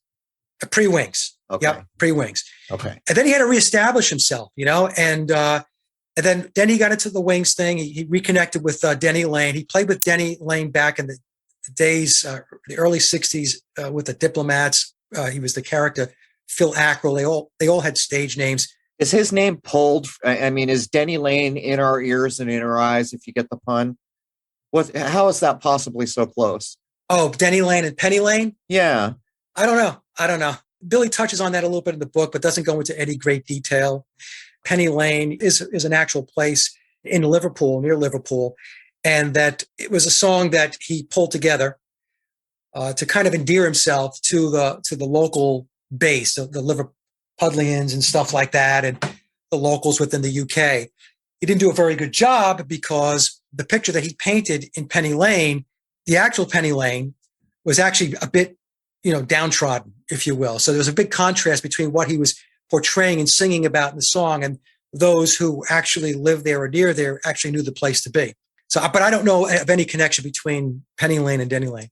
But in any case, going back to, I think Billy had to reinvent himself as part of the disciplines that are in place within the pyramid of power. This is my own opinion, folks. Okay. So he pulled the plug on the Beatles. He had it. And so then it was like, all right, fine. So you're going to basically start all over again and build it up again. And he did. Even Billy has lamented about why his solo stuff. I remember reading this article years ago, and I cannot for the life of me find the source anymore. Why his solo stuff never, in his mind, stood up to his Beatle work. And then he resolves his dilemma by saying that, well, you know what? I did write some really good, pretty good songs from a solo perspective. And so I shouldn't be so hard on myself. And in fact, there are solo songs that, in my view, are great songs. I mean, Live and Let Die, Band on the Run. Yeah, but what about Wings? How much of Wings do you feel like is because I've heard interviews where McCartney's saying, I put this band together. I'm the king. It's like his idea of he did everything for the Beatles. But with that one song where it's all guitar, the guy says, I have an idea. The guitarist says, I have an idea. And Paul says, I don't know about that. Well, finally I come around and I said, okay, we can try this guitar part, but that song is nothing without the guitar. My point being, how much of Wings is even him in the first place? Or is he surrounded by good musicians? Well, he does surround himself with good musicians. Denny Laine is a very good musician. His solo work after Wings, he surrounded himself with studio guys. His current band is a bunch of studio guys. I don't know, Crow. I think that, he takes the credit. He does. How much of that credit is truly warranted? I mean, we can debate that. But evidently, the folks that he's playing with, at least to some degree, don't have a problem with it. And it's probably because they're paid really well. They're in the club and they understand at the end of the day, this is all for a much larger cause. Where's the great music, Paul? Remember the one he put out where the postman, there's a video, the postman comes and delivers a weird looking guitar. I forget what it is. And there's death everywhere. There's ghosts in his house. There's ghosts by a car accident on the side. Remember, do you know what I'm talking about? No, I'm not. It was a later release. The music is just not there. But I mean, we're getting close on time and there's so many. Let me get these last few things in. Yeah.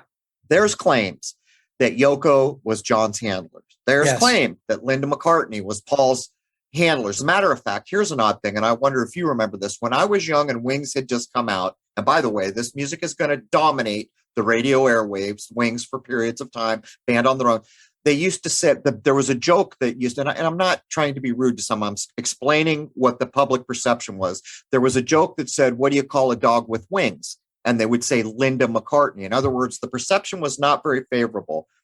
What do you think? Are they handlers? Is there anything to all this idea that they were literally the female handlers of these folks? Well, we'll start with Yoko first. I mean, Memoirs tells us straight up that she was John's handler, and also to a certain degree Billy, but Yoko first and foremost, because it's explained in the book that once biological Paul McCartney died, John kind of lost his way. And to kind of keep him on track, to keep him from drifting away, Yoko was brought into the picture. Now, as far as Linda goes, I honestly, I don't know. In the book, he talks very, very fondly of Linda and his love for Linda and his children. I don't know. I could tell you the thing that bugs me with Linda is her dying at 56 years old. 5 + 6 is 11, right? Right. I don't know. I don't like saying things like this because it's opinion and it's pure speculation. But I wonder if sometimes if Linda was part of the deal. I have doubts. That she departed early because of of his pact, his whatever his agreement is with what Dylan refers to as the chief commander. I don't know. I think it's too much to overlook, but I'm with you. I don't want to badmouth. And well, before we run out of time, so early on, like whatever it was, I had my issues with something was wrong with a lot of my music, but it centered on the Beatles and whatever it was, 2012, way back sometime, I realized it's true. They did swap the most famous face in the world out right in front of us, but there was a whole story that developed at the time about the importance of the big guy. What's his name? Mal Evans. And they tried to say things at that time, like Mal was writing a bunch of this music, and that part of the sidetrack story, because that's when it was first starting to become a public thing again, is that he was killed because he was tired of all the music he'd written being attributed to someone else. Do you have any opinion to share with who or what or why Mal was? Well, there's a story out there that Mal contributed to 2 songs on Sgt. Pepper. I don't know about any other songs other than these 2, Fixing a Hole and the title track Sgt. Pepper, which he assisted with. This is how the story goes. And allegedly, he was supposed to get credit for his co-authoring or his involvement in writing those songs. And of course, if that story is true, that didn't happen because if we look on the record, it says Lennon and McCartney. Right. Now, his death, the story behind that is, and again, folks, these are stories. There's no way of really knowing. He was writing a tell-all book, and he had a manuscript, and he was going to spill the beans. This story also applies to John Lennon, by the way, which there's speculation that Lennon was doing this as well, and that's what led to his death. But again, this is speculation, and I think it's... What about George? Is George, because people claim that was true of George. I don't know about George. I could say that between Lennon and George Harrison, after the Beatles broke up, the 2 of them dropped a lot of clues. Right. Lennon in particular was in a early 1970s Rolling Stone interview. He called McCartney a myth, the Beatles a myth. He called Dylan a myth. And then, of course, he wrote the song, How Do You Sleep? And that is probably, the Paul is Dead song, where he just took a big shot at Billy. So I don't know. I think that these guys, especially, Ringo too, because he did Back Off Boogaloo and so on. I think that they had gotten to the point where they just, I don't know, they got tired of. There are it's almost like in modern times, last 10 years or something, I'm guessing, whenever the remaining Beatles that were there at the time got together, particularly with Ringo, he is constantly dropping stuff. Like they're going to an old theater, the theater where they supposedly broke in America. And Paul goes off on this whole thing and Ringo says something like, what are you talking about? I was actually there. And then when he at the Rock and Roll Hall of Fame, well, thank you for all that, Paul. Some of what you said was actually true. There's all these examples of people kind of backing him off. Well, during the Rock and Roll Hall of Fame, George Harrison said, we loved, Right. past tense, Paul. Right. We loved Paul. So there's, that's referred to as masterfully speaking. Yep. Within the Masonic circles, where they can speak encoded, and they can tell a lot of truth by doing that. It's like, Denny Lane did that in an interview going back a number of years ago. I have a guy that I interviewed who was a friend of mine on Facebook when I was on Facebook 2 or 3 years ago, Walt Schnabel. And Walt used to work at a venue, and Denny Lane played there. And so after the band wrapped up, Denny was packing up his guitars. And so Walt said, hey, he said, Denny, what about Billy Shears? What about Billy Shepherd? And Denny said, who? And so Walt said, come on, Denny, you know what I'm talking about. He goes, oh, you mean Billy McCartney. So this is what they do. They all know, and they can drop their clues in their own little way to put it out there. Jimmy Page recently did basically a verbatim masterful speak about this. Well, when he was at Oxford, he did a speech at Oxford, Jimmy Page. They asked him about the backmasking on the songs. Right. And Page denied it. But of course, if you play Stairway to Heaven backwards, I mean, it's very clear. It's not even ambiguous. They're praising Satan. During that response to the gal who asked the question, Jimmy Page said, and Paul is dead. It's the way he emphasized. And he says, I'm serious. He says, Paul is dead. I'm serious. Right. And he said, I just want to be part of all things shiny and bright, which is Lucifer, right? That's what he says during that Oxford. That's what he says during that Oxford lecture. It's right there, but it's the way he called out, and Paul is dead. I have that in a presentation as well. But Crow, people watch that stuff. It goes right over their heads. Or if you point it out, they think you're a nut job. They think you're crazy. You're just reading into things, Mike. Because they don't know how to think yet. They want things to be the way they want. Masterful speaking works on a mind that wants things to be the way they want it to be. Right. Because if you actually type out what's just been said and you divorce yourself that you ever saw it and just read this back, then you can see how it works. But the problem is then you go watch it again and you're back to, that's not the way I want the world to work. Right. And so it's crazy. So look, by the way, I want to invite you back again. We'd love to have you back again. I wish we had more time than we have, but as a cap on what we've just done, the reason I've gone at this so many times is because it was damaging. The overall result of what happened has paved the way for where we are teetering right now. It's all part of, there is no separating any of it. And if you want to be honest, can you think of something that changed the world culturally, and just take the yearly off that? So you say cult. If culturally there was a bigger change than the Beatles, what was it? And even if you can think of something, you've got to admit this is big and it's mostly worldwide, even to the point where they're attributing the fall of the Russian Empire was partially because of Beatles music.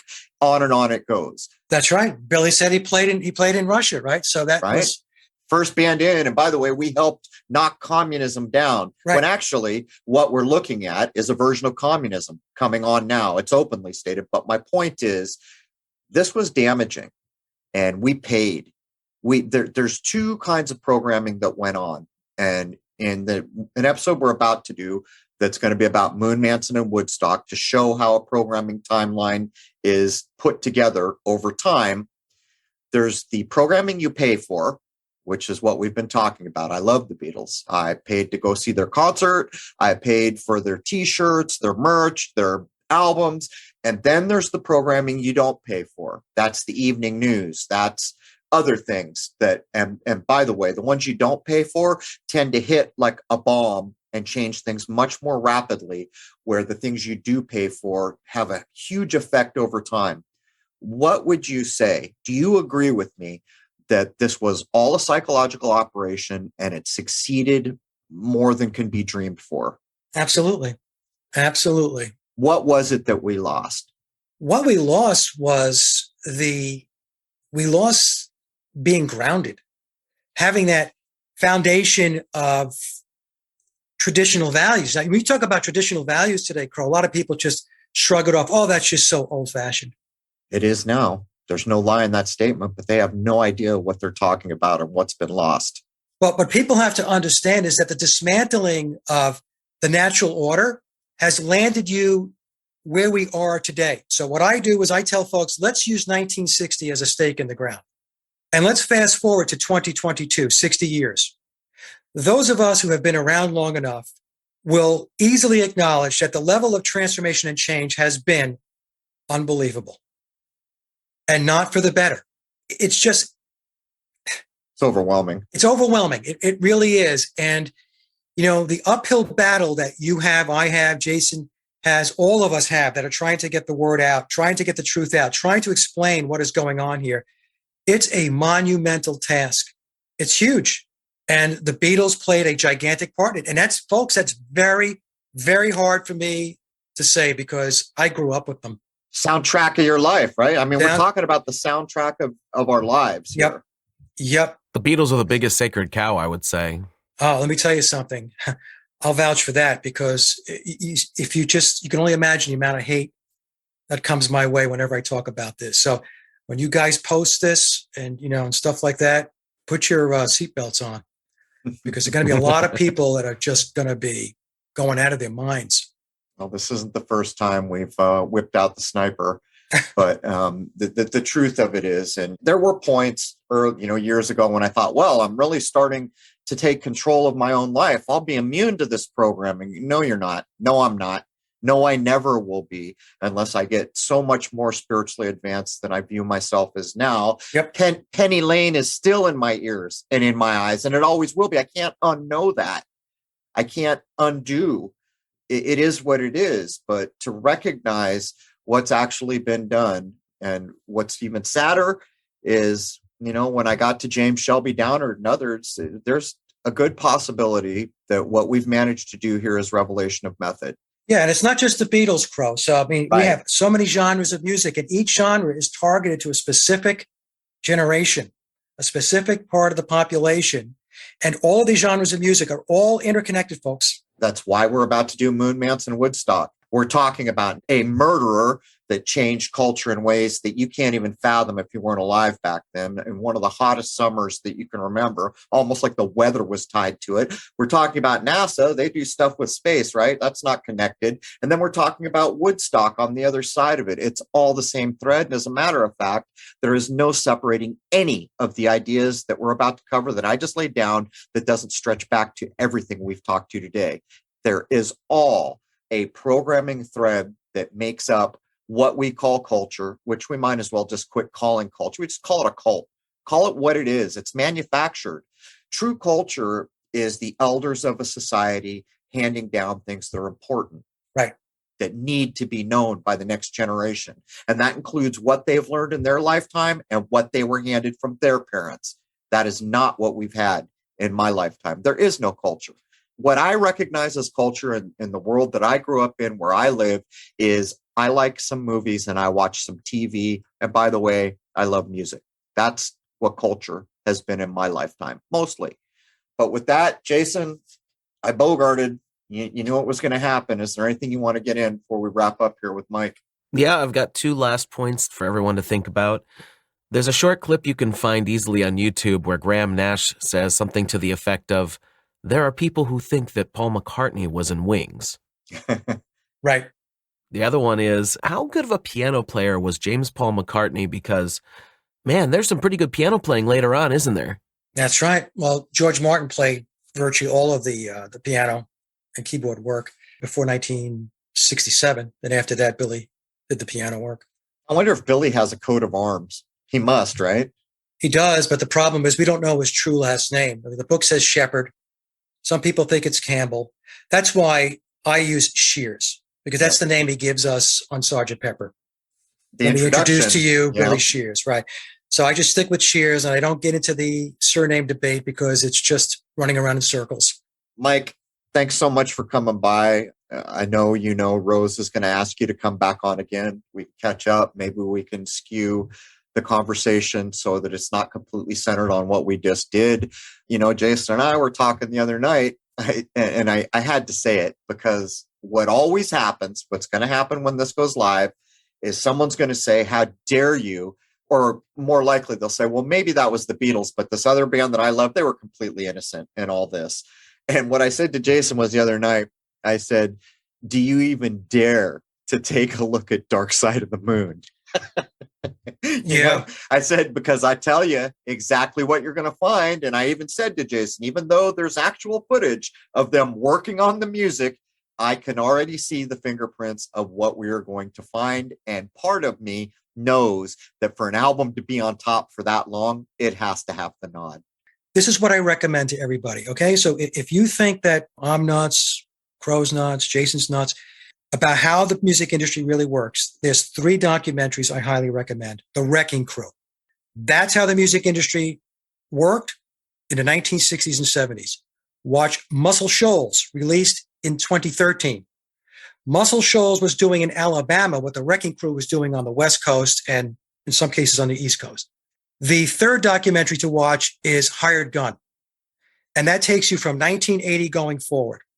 You watch those 3 documentaries and you will have a very good understanding of what the music industry is really about and how it really works, how those records get recorded. I would make another bold statement. I don't know. Jason's heard me say it.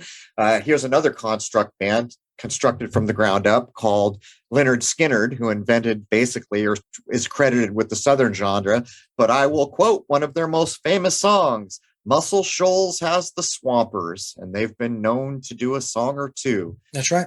They tell you right in it. Anyhow, Mike, please tell folks where they can find you one more time. Yes. So, folks, my hub website, Sage of Quay, SAGEOFQUAY, sageofquay.com. All of my links are there. It's one-stop shop. And that's where you can find me.